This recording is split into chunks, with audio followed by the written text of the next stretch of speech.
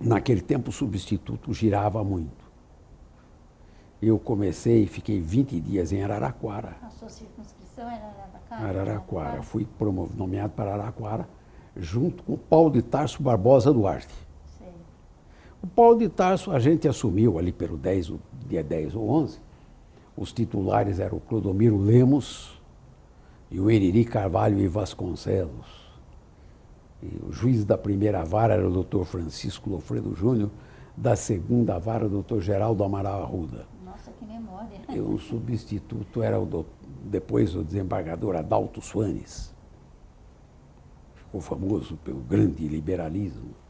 Bom, aí no mês seguinte eu já fui para Votuporanga, o Paulo Carlos Siqueira Neto, depois foi presidente da associação.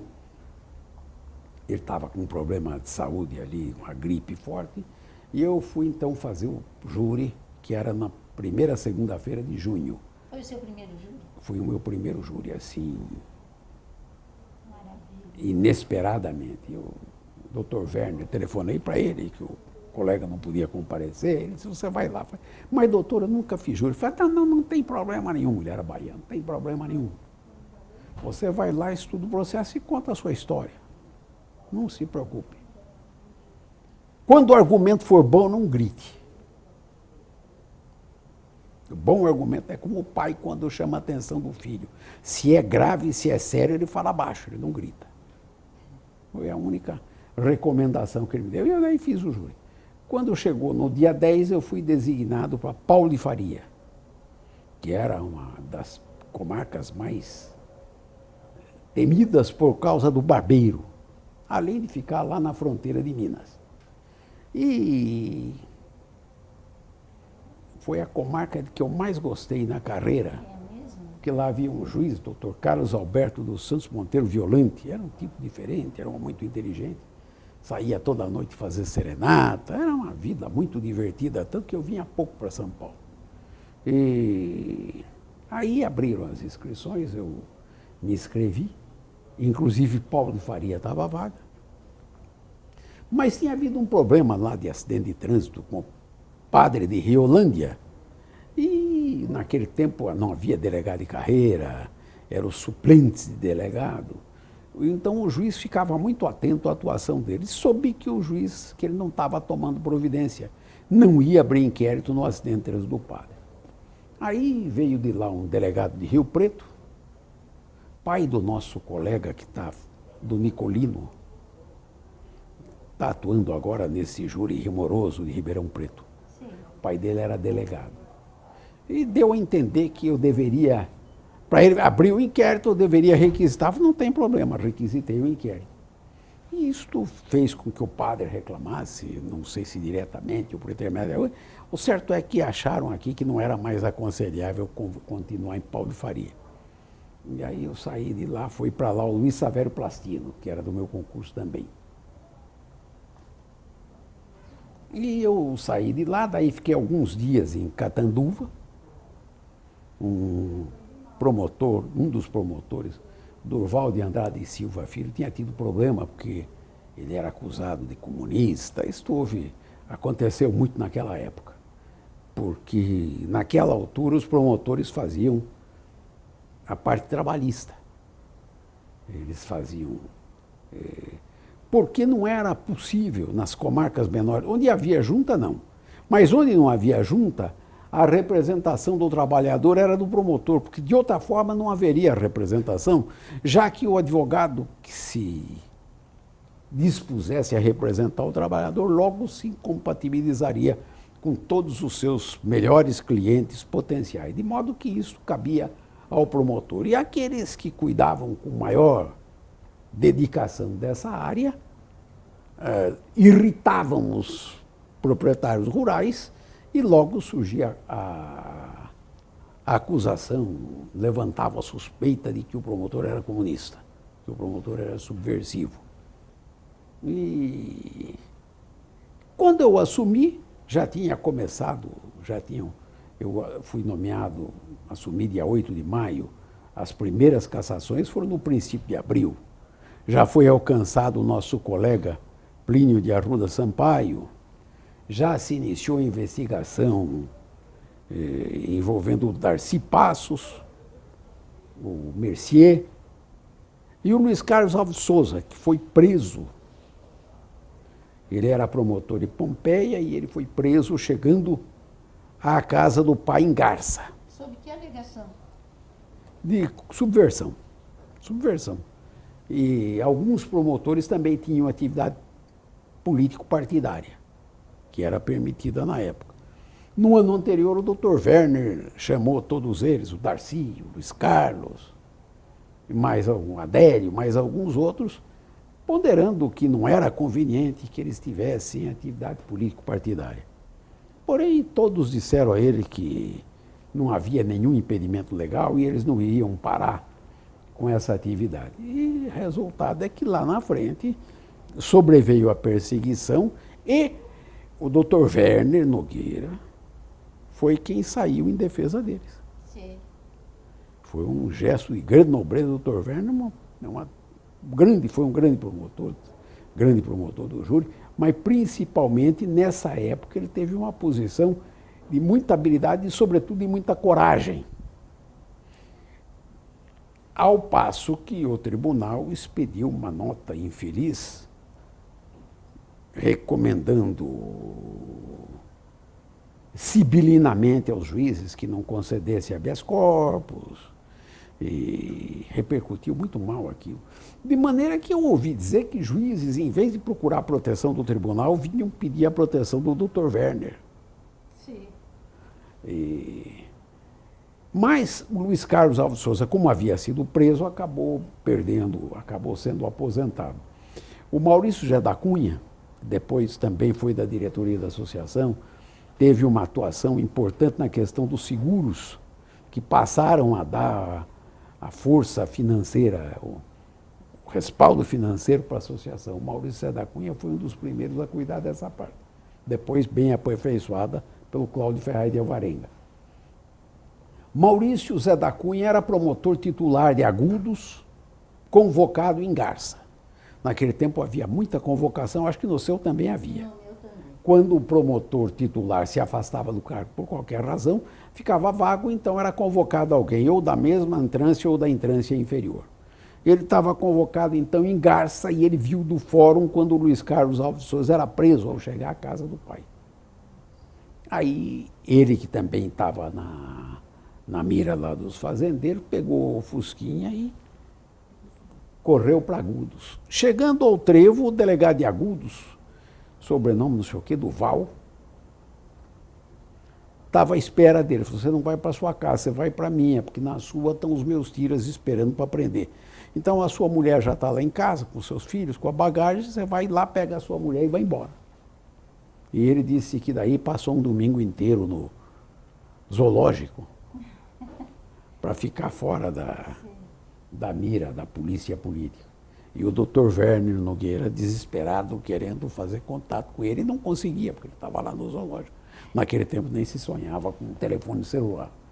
Bom, o certo é que todos acabaram escapando, menos o Darcy, o Mercier, o Luiz Carlos Alves Souza. O Adélio de Souza e Castro, que também estava na mira, nessa época, por sorte dele, estava em férias, porque a comarca onde era titular, Pacaembu, o juiz se chamava Dr. José Francisco Ferreira, em protesto contra o golpe militar, mandou hastear a bandeira meio pau. E também perdeu o cargo por causa disso. E do tribunal, quem acabou também cassado foi o desembargador Moura Bittencourt. E me contou o Plínio de Arruda Sampaio que a cassação dele ia passando em branco no tribunal. Até que o pai dele, que era desembargador, o doutor João Batista de Arruda Sampaio, protestou, falou: será que vai passar em branca nuvem a cassação de um colega? E pretextaram que não, estavam esperando o final da sessão plenária, mas, ao que tudo indica, iria aquilo passar em branco.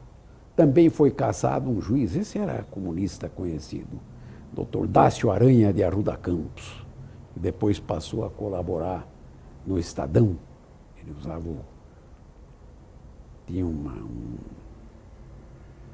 pseudônimo, Matias Arruda. Bom, mas aí Isso foi em 64. tudo no começo de 64. Aí surgiram os tais IPM, Inquérito Policial Militar, para apurar subversão e corrupção, que eram os focos da repressão por parte do governo dito revolucionário. Quando nós assumimos como substitutos, eu e o Paulo de Tarso, foi realizada lá chamavam-se Diários Associados, era o grupo do Assis Chateaubriand, lançou uma campanha Ouro para o Bem do Brasil. Então as pessoas doavam joia e tal. A minha avó recebia uma aliancinha, né? Não, isso foi em 32. Ah, em 32.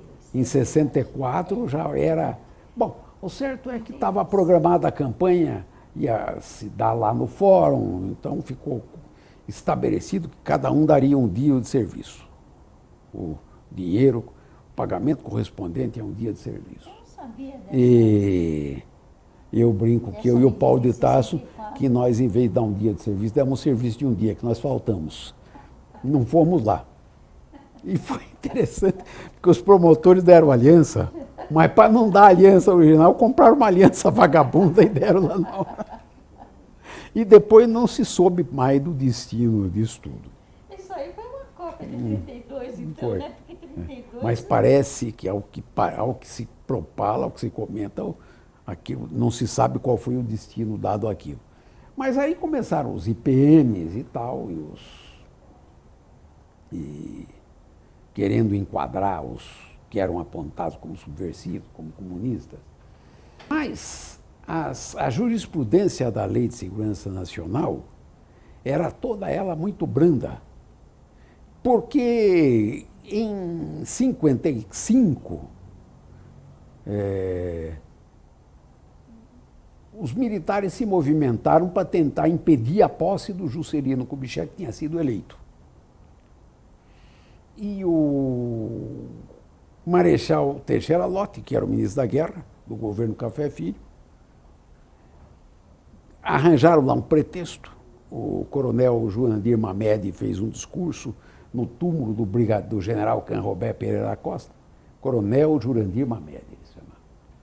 Mas ele não estava subordinado ao ministro da Guerra, que se chamava na época o ministro do Exército, mas ao presidente da República, ele estava na Escola Superior de Guerra. Aí assumiu um presidente da República interino, lá, o presidente da Câmara, porque o Café Filho, que tinha sucedido o Getúlio, estava hospitalizado. E ele disse que não puniria o coronel Mamede. Aí o general Lott pediu demissão, mas disseram, não se demite não, que isso é golpe. E ele retornou. Depois, aquele presidente, 10 dias depois, foi deposto também, tudo com aval do Congresso, mas, na realidade, foi uma deposição. 10 dias depois foi deposto o Café Filho, ficou no lugar um político de Santa Catarina, o Nereu Ramos. Mas, com isso, o general Lott foi mantido no Ministério da Guerra e passou a ser muito combatido pela oposição, que era uma oposição muito forte, da UBN. Um dos grandes líderes, que depois foi governador do Rio, Carlos Lacerda. E lá um dos seguidores dele formou o Clube da Lanterna, e que atacava muito o governo, então o general Lott tentava enquadrar na Lei de Segurança Nacional. Porém, como era tudo gente conservadora, e o Supremo era muito conservador, todos eles conseguiam habeas corpus, foi se formando então uma jurisprudência muito branda da Lei de Segurança Nacional, que depois foi usada pelos promotores para não processar ninguém. Sim. Do lado de cá. Houve muito poucas denúncias pelo lado aqui do Ministério, muito poucos processos. E, coincidentemente ou não sei se por isso, o certo é que no ato número 2, a competência foi tirada da Justiça Estadual e passada para a Justiça Militar. Porque não havia muito poucos processos. Houve até uma passagem, o presidente do Senado, Auro Moura Andrade, ele viajou para a Europa e, nesse meio tempo, ele foi indiciado no inquérito aqui da Caixa Econômica Federal sobre a aquisição de automóveis, financiamento de automóveis. E ele então voltou da Europa e fez um pronunciamento, deu um manifesto muito pesado para a imprensa. Ele terminava dizendo: eu vou provar que japona não é toga. E o que está por dentro não é juiz. Ele terminava assim. E no meio ele dizia que se algum promotor do Estado de São Paulo denunciasse, ele renunciaria. E depois o advogado dele correu aqui para que, evidentemente, não houvesse uma denúncia. Foi designado para o caso o nosso colega, o Joaquim Wolfgang Stein, Dr. Stein. que requereu o arquivamento do inquérito. E isso teve um reflexo importante para o Ministério Público, porque quando veio a Constituinte, assim chamada, em 1967, na verdade era o que sobrou do Congresso para sacramentar, afinal, um projeto preparado pelo Castelo Branco. O Auro Moura Andrade acabou dando grande trânsito ao Ministério Público lá dentro. O Mário Moura Albuquerque entrava lá no plenário e tal, e acabou passando. O Ministério Público foi posto no capítulo lá do Judiciário, lá na seção do Judiciário, e foi dada a equiparação de vencimento na Constituição. Isso acabou em 69. Mas já deixou ali um momento grave em que aquela disciplina constitucional foi importante, porque no ano seguinte o tribunal levantou a inconstitucionalidade da equiparação, e o Supremo Tribunal Federal afirmou que a equiparação era constitucional. Aí, quando foi em 69, no ato 5, foi emendada a Constituição e foi tirado esse preceito. Bom, mas aí E nesse momento, onde o senhor estava na carreira? Ah, sim, isso já foi. A Constituição já foi em 67, sim, eu entrei em 64. Onde o senhor estava oficiando? Aí eu peguei toda essa fase, porque eu ingressei em maio. As primeiras cassações foram de abril. O senhor estava lá? Eu já estava, nessa altura eu estava em Araraquara, depois Paulo de Faria, depois Votuporanga, enfim, estava girando por ali. O Darcy disse que perto de 100 promotores tiveram problemas por causa dessa... Eu substituí um deles em Votuporanga, o Francisco Lacerda de Almeida. Ele tem escritório de advocacia por aqui, conhece, né? Conheço.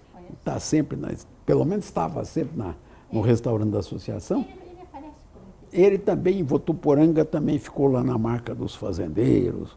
Até o corregedor teve lá nessa época, em razão do que foi atribuído a ele. Mas só pôde se dar conta do trabalho dele, que era excelente, era muito bom. E ali da região também houve um outro juiz que foi cassado, Jorge de Melo Castro. Tempos difíceis, hein, doutor Visconti? Mas pioraram em 69. Houve uma aparência de